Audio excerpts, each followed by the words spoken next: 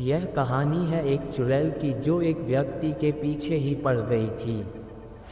और हाँ, ये चुड़ैल उस व्यक्ति से बहुत कुछ दिल की बातें करती थी। इस चुड़ैल का तो यहाँ तक कहना था कि उसको उस व्यक्ति से प्यार हो गया है और वह सदा के लिए उसका बनकर रहना चाहती है। पर क्या वह चुड़ैल उस व्यक्ति को अपना बना पाए? शायद यह कहानी इस रहस्य पर से पर्दा उठाएगी और एक चुड़ैल के प्रेम को, उसकी चाहत को बयां करेगी। हाँ, पर इतना ही नहीं, मैं बता दूं कि यह कहानी मैंने उस व्यक्ति से सुनी है जिसके पीछे वह चुड़ैल पड़ गई थी। हाँ, मतलब प्यार में। एक दिन जब मैं उस व्यक्ति के पास बैठा, भूत प्रेतों के बारे में जानने के लिए बहुत ही उत्सुक था, तो उस व्यक्ति ने यह कहानी सुनाई। आप भी सुनिए और आनंद लीजिए। डरना मना है। यह कहानी आज से 55-60 साल पहले की है, जब गांवों के अगल बगल में बहुत सारे पेड़ पौधे, झाड़ियां आदि हुआ करती थीं। जगह जगह पर बंसवाड़ी, बांस का बगीचा, महुआनी, महुआ का बगीचा, बारियां, आम आदि पेड़ों के बगीचे आदि हुआ करती थीं। गांव के बाहर निकलने के लिए कच्ची पगडंडियां थीं, वह भी मूंज आदि पौधों से घिरी हुई। ऐसे समय में भूत प्रेतों, चुड़ैलों का बहुत ही बोलबाला था। लोगों को इन अनसुलझी आत्माओं के डरावने अनुभव हुआ करते थे। यहाँ तक कि ये रोएं खड़ी कर देने वाली आत्माओं के कुछ नाम भी हुआ करते थे, जो इनके काम या रहने की जगह आदि पर रखे जाते थे। जैसे पंडित जी के श्रीफल पर की चुड़ैल, नेटुआ बीर बाबा, बड़की बारी वाला भूत, बंसवाड़ी में की चुड़ैल, सारंगी बाबा, रक्तपियनी चुड़ैल, नहरडुबनी चुड़ैल, प्यासनमरी चुड़ैल आदि। तो आइए आप लोगों को उस चुड़ैल से मिलवाता हूँ, जो एक आम के बगीचे के कोने में स्थित एक बांस की कोठी यानी एक पास एक में सटे उगे हुए बहुत से बांस में रहती थी। यह कहानी जिस समय की है, उस समय बहिरू बाबा गबरू जवान थे। चिक्का, कबड्डी, दौड़ आदि में बढ़ चढ़ कर हिस्सा लेते थे और हमेशा बाजी मारते थे। अरे भाई, कबड्डी खेलते समय अगर 3-4 लोग भी उन्हें पकड़ लेते थे तो सबको खींचते हुए बिना सांस तोड़े बहिरू बाबा लाइन छू लेते थे। बहिरू बाबा के घर के आगे लगभग 200 मीटर की दूरी पर उनका खुद का एक आम का बगीचा था, जिसमें आम के लगभग 15-16 पेड़ थे और इस बगीचे के एक कोने में बंसवाड़ी भी थी, जिसमें बांस की 3-4 कोठियाँ थीं। आम का मौसम था और इस बगीचे के हर पेड़ की डालियाँ आम से लगकर झुल रही थीं। दिन में बहिरू बाबा के घर का कोई व्यक्ति दिन भर इन आमों की रखवाली करता था, पर रात को रखवाली करने का जिम्मा बहिरू बाबा का ही था। रात होते ही बहिरू बाबा खाने पीने के बाद अपना बिस्तर और बस खटिया उठाते थे और सोने के लिए इस आम के बगीचे में चले जाते थे। एक रात बहिरू बाबा बगीचे में अपनी बस खटिया पर सोए हुए थे। तभी उनको बंसवाड़ी के तरफ कुछ आहट सुनाई दी। बहिरू बाबा तो जग गए, पर खाट पर पड़े पड़े ही अपनी नज़र बंसवाड़ी की तरफ घुमा दिए। उनको बंसवाड़ी के कुछ बांस हिलते हुए नजर आ रहे थे, पर हवा न बहने की वजह से उनको लगा कि कोई जानवर बांसों में घुसकर अपने शरीर को रगड़ रहा होगा और शायद इसकी वजह से ये बांस हिल रहे हैं। इसके बाद बहिरू बाबा उठकर खाट पर ही बैठ गए और अपनी लाठी संभाल लिए। अभी बहिरू बाबा कुछ बोले इसके पहले ही उन्हें बंसवाड़ी में से एक औरत निकलती हुई दिखाई दी। उस औरत को देखते ही बहिरू बाबा की सांसें तेज हो गई और वे लगे सोचने कि इतनी रात को कोई औरत इस बंसवाड़ी में क्या कर रही है।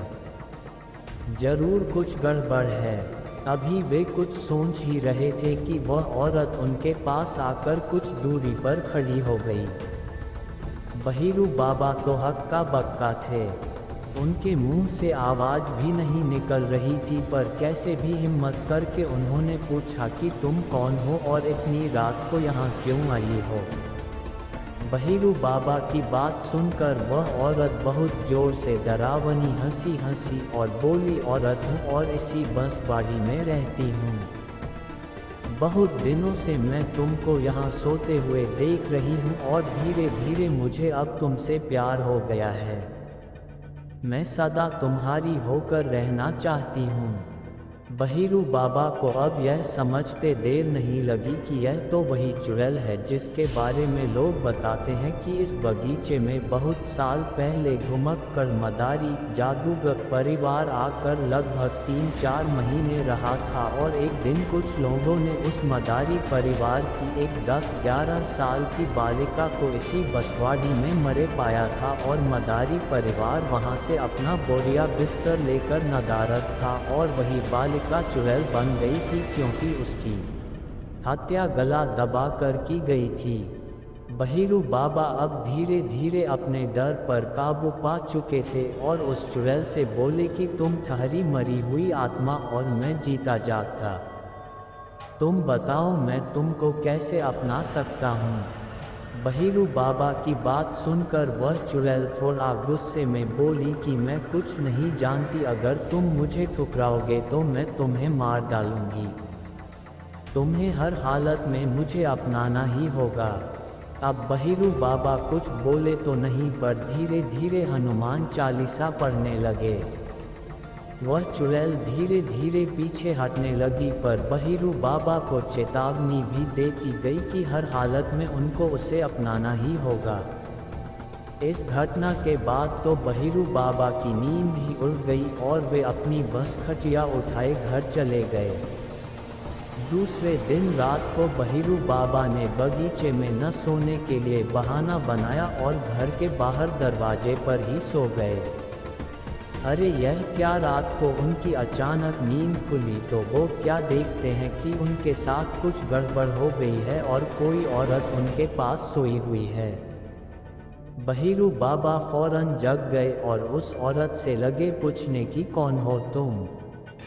वह औरत डरावनी हंसी हंसी और बोली कि रातवाली ही हूँ, तुम मुझसे पीछा नहीं छुड़ा सकते, और हाँ अब तो तूने मुझे अपना भी लिया है। अब प्रतिदिन रात को वह चुड़ैल बहिरू बाबा के पास आने लगी और बहिरू बाबा चाहते हुए भी कुछ न कर सके। इस घटना को चलते 15-20 दिन बीत गए। अब बहिरू बाबा में पहले वाली ताकत नहीं रही, वे बहुत ही कमज़ोर हो गए थे। उनके घर वाले ये समझ नहीं पा रहे थे कि आखिर इनको क्या हो गया है। एक हट्टा कट्ठा आदमी इतना कमज़ोर कैसे हो गया। घर वालों ने बहिरू बाबा से बहुत बार पूछा कि उन्हें क्या हो गया है, पर वे लोग लाज के डर से कुछ नहीं बताते थे। कई डॉक्टरों को दिखाया गया, पर बहिरू बाबा की हालत में कोई सुधार नजर नहीं आया। एक दिन गांव में नाच नौटंकी आया हुआ था और बहिरू बाबा अपने संगतिया लोगों दोस्तों के साथ नाच देखने गए हुए थे। जहां नाच हो रहा था वहां पान की दुकान भी लगी हुई थी। बहिरू बाबा ने वहां से पान लगवाकर एक बीड़ा खा लिया और पान वाले से 2 बीड़ा लगाकर बांध कर देने के लिए कहा। पान वाले ने 2 बीड़ा पान कागज़ में लपेटकर बहिरू बाबा को दे दिया। नाच देखने के बाद बहिरू बाबा घर आए और सोने से पहले एक बीड़ा पान निकाल कर खाए और बाकी एक बीड़े को वैसे ही लपेटकर पॉकेट में रख लिए। उस रात बहिरू बाबा के साथ एक चमत्कार हुआ, और वह चमत्कार यह था कि वह चुड़ैल उनके पास नहीं आई। सुबह बहिरू बाबा जगे तो बहुत खुश थे। उनको लग रहा था कि पान लेकर सोने की वजह से वह चुड़ैल उनके पास नहीं आई। उन्होंने अपने पास रखे उस दूसरे बीड़ा पान को खाया नहीं और दूसरी रात ही उसको पॉकेट में रख कर ही सोए। उस रात वह चुड़ैल तो आई, पर इनके खाट से कुछ दूरी पर खड़ी होकर चिल्लाने लगी। बहिरू बाबा की नींद खुल गई और वे उठकर बैठ गए। तो उस चुड़ैल ने गुस्से में कहा कि तुम्हारे पॉकेट में पानल बेटा जो कागज़ है उसको निकाल कर फेंक दो, पर ऐसा करने से बहिरू बाबा ने मना कर दिया। लाख कोशिशों के बाद भी जब वह चुड़ैल अपने मकसद में कामयाब नहीं हुई तो रोते हुए उस बंसवाड़ी की ओर चली गई। अब बहिरू बाबा को नींद नहीं आई, वे फौरन बैटरी टार्च जलाकर पानल पेटे उस कागज़ को देखने लगे। उनको यह देखकर बहुत विस्मय हुआ कि पान जिस कागज़ में लपेटा था वह कागज़ किसी अखबार का भाग था और उसमें हनुमान यंत्र बना हुआ था। अब बहिरू बाबा समझ चुके थे कि पान की वजह से नहीं अपितु हनुमान जी की वजह से उन्हें इस दुष्ट चुड़ैल से पीछा मिल गया था। दूसरे दिन नहा धोकर बहिरू बाबा मंदिर गए और वहां से एक हनुमान का लॉकेट खरीद कर गले में धारण किए, और इतना ही नहीं, अब रात को सोते समय वे हमेशा हनुमान चालीसा का पाठ करते और हनुमान चालीसा को सिर के पास रखकर ही सोते। अब बहिरू बाबा फिर से भले चंगे हो गए थे और अब आम के बगीचे में सोना भी शुरू कर दिए थे। हाँ, पर वे जब भी अकेले सुनसान में उस बंसवाड़ी की तरफ जाते थे उस चुड़ैल को रोता हुआ ही पाते थे। वह चुड़ैल बहिरू बाबा से अपने प्यार की भीख मांगते हुए गिड़गिड़ाती रहती।